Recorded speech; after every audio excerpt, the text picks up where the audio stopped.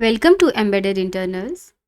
This is our new series, Memory Thinking series. This series is also consist of 10 episodes based on virtual memory concept inside Linux. What really is memory in Linux? Every program we write believes that they own the whole memory. Like there is one program, let us name anything. It is like demo 1.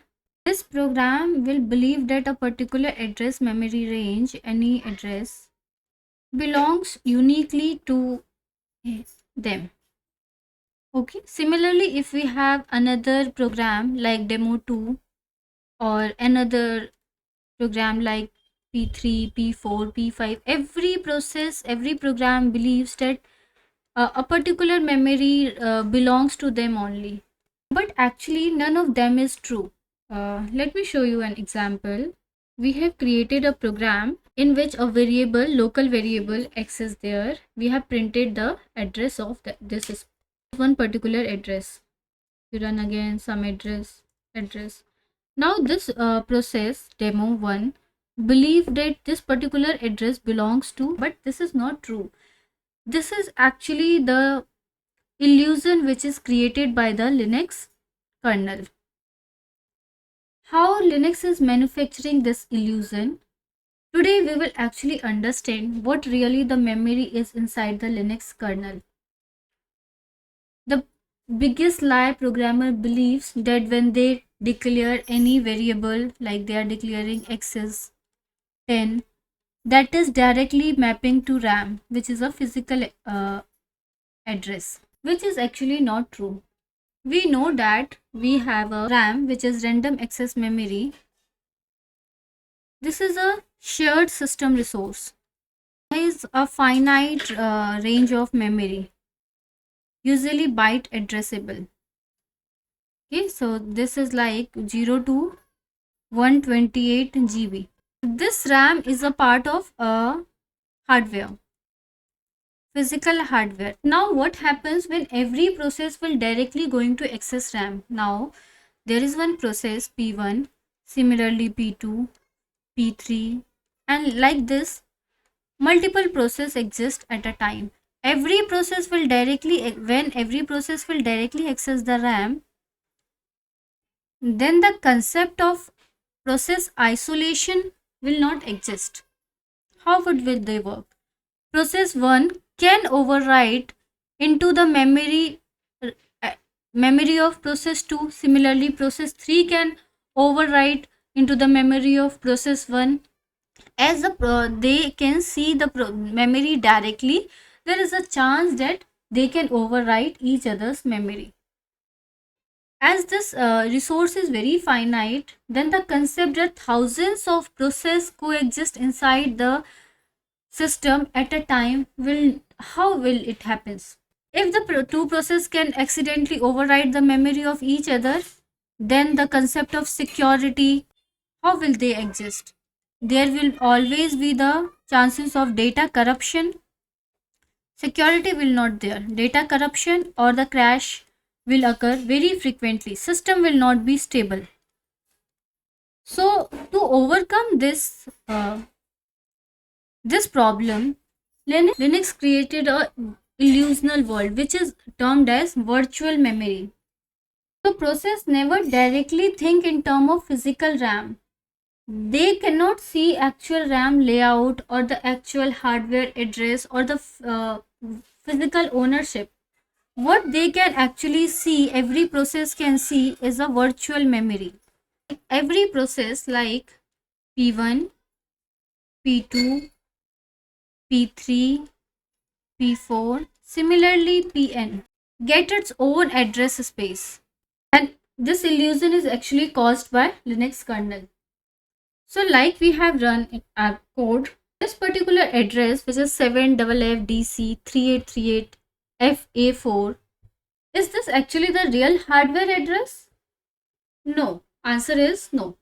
It is actually the virtual address. Particular address, if we run multiple times the program 0F648, this address can belongs to process 1, process 2, process 3, process 4, process 5 at the same time.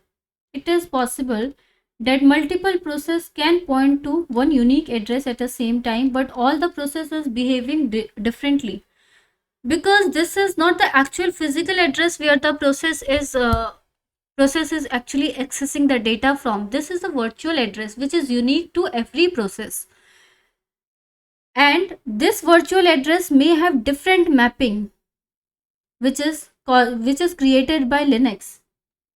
Virtual mapping, which where we from which we get the physical address. So this virtual address can have different uh, physical address for each process. Like process 1 P1 has this virtual address but have some different physical address. Process 2 having the same address but some different physical address. So each process gets isolated virtual address space. Now process 1 cannot directly uh, see the process 2 memory, although there can be chance that virtual memory can be same but the physical memory is different. So they cannot see each other memory, so they cannot write into the each other memory isolation, which helps in security, scalability and multitasking foundation. This is the reason why multitasking exists inside the kernel. Okay, so this is the concept of virtual memory. Process owns the isolated virtual address space. So where the who actually owns the actual memory? The real owner of memory is the Linux kernel, and it's the task of kernel to allocate the memory, to give the required permission, to protect the memory, to do the mapping, cleaning, swapping, everything. So what the process is doing? Process is actually requesting the memory. The task of process to request the memory. So kernel is owner, process is the one who requests the memory. Once the process requests the memory by the kernel, they get the permission, they get the allocation permission with proper memory mapping. This is the virtual address layout, or we can say Linux process layout, having their own stack, having their own heap, PSS segment, data segment, text segment, their own libraries. This make them believe that the complete address space layout belongs only to them. Okay, understand that every process has virtual address space, which makes them believe that the complete memory belongs only to them. They have their own process layout, and we are saying this is a virtual address. But if we print the variable belonging to this address, we will see A having the value 10. So how this virtual address, which is a fake address, actually accessing the real data?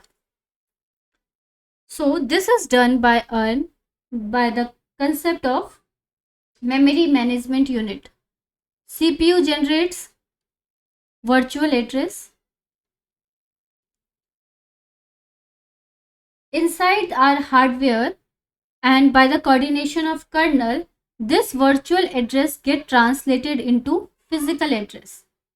Virtual address is fake address, whereas physical address is real address. Okay. So who is doing this translation? The hardware unit, which is the MMU, memory management unit, along with page table and TLB, translation look aside buffer, TLB. So hardware plus the kernel is doing the conversion of virtual address to the physical address. We will look in the concept of this translation MMU in our episode 6. So at this point of time, just understand that program which generates the virtual address. So program has a virtual address. With the help of MMU translation, get the physical address. Virtual address is a fake address, whereas physical address is the real address of RAM, which is our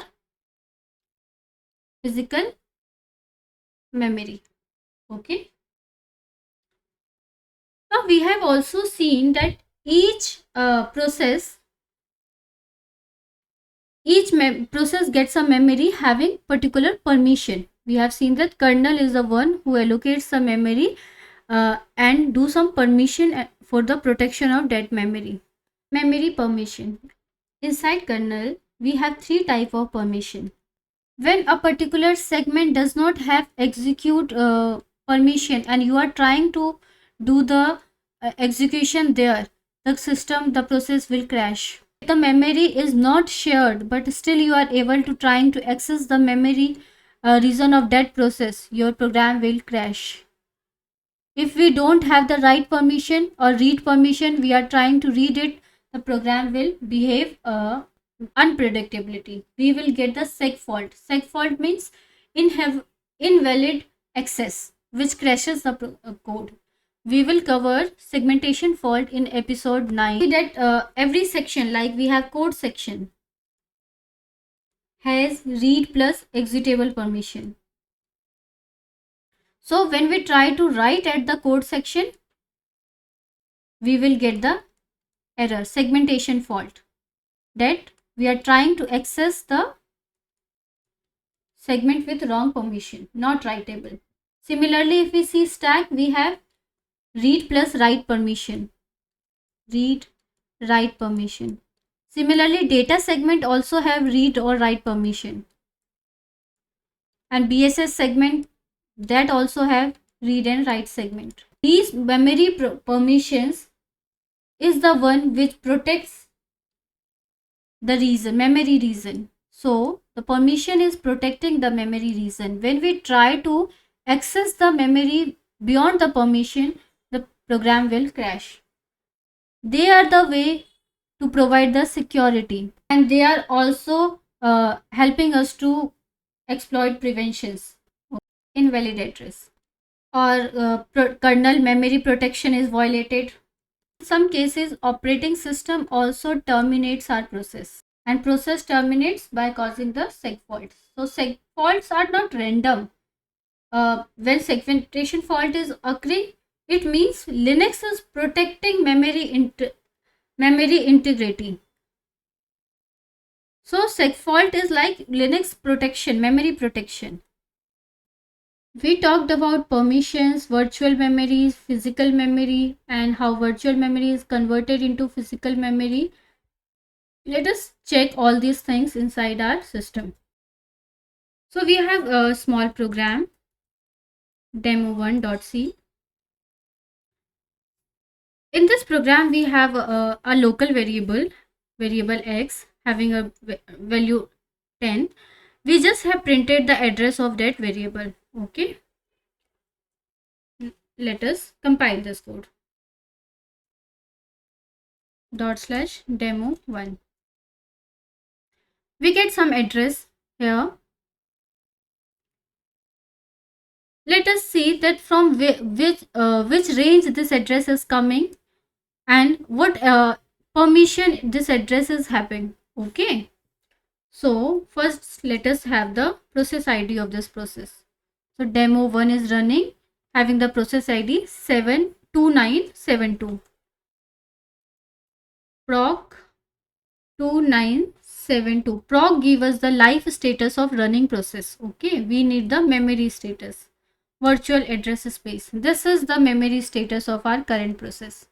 So demo1 is taking this this memory range. So this is the starting range to the ending range, having the permission read, and P stands for private. This is the offset value, major and minor number, inode, and the process which this memory is associated with. Okay. Similarly, we have the heap memory range, having the permission read and write. This is the memory range heap belongs to. We have the, in each address process layout, we have seen we have stack segment, heap segment, shared libraries along with data and BSS segment. Okay. So the address stack segment belongs to this address range 7FF E1 B9 D000 to E000, having the read and write permissions. Okay, when we see the address of this also belongs to the address which is inside the stack segment range. Okay, because x is a local variable which will go into the stack segment only. Here VDSO is for shared library memory range. Similarly, let me show you one another example having data and global variable as well. So this is a second demo program having one global variable, one local variable, and we are also printing the address of code segment. So code segment, global segment, and local segment. Okay, when we compile this and run this, you will get the address from different global and code is from different range, whereas stack is from different range. We have seen that stack segment is from the higher address range, whereas code segment is from the lower address range. Okay, let me show you that diagram again.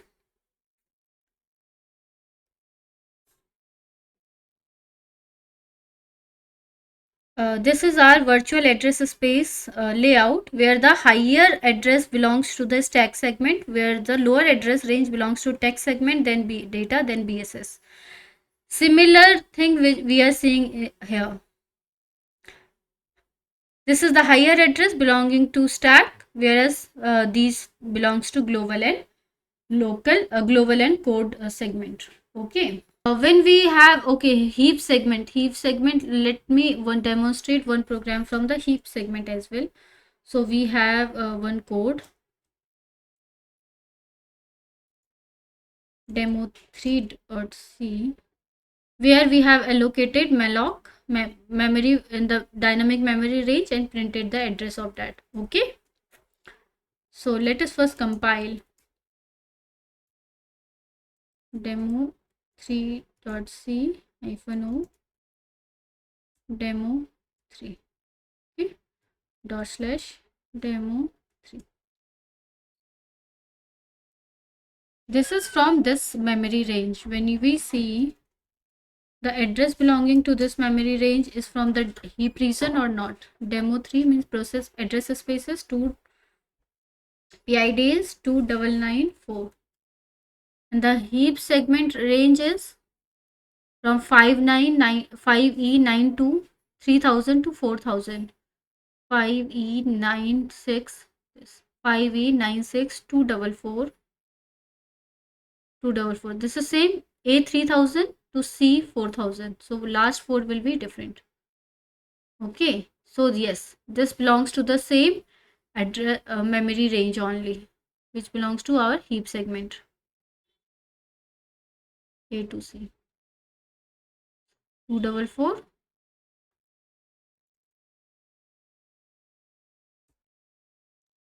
Now the different address range. Okay, 62.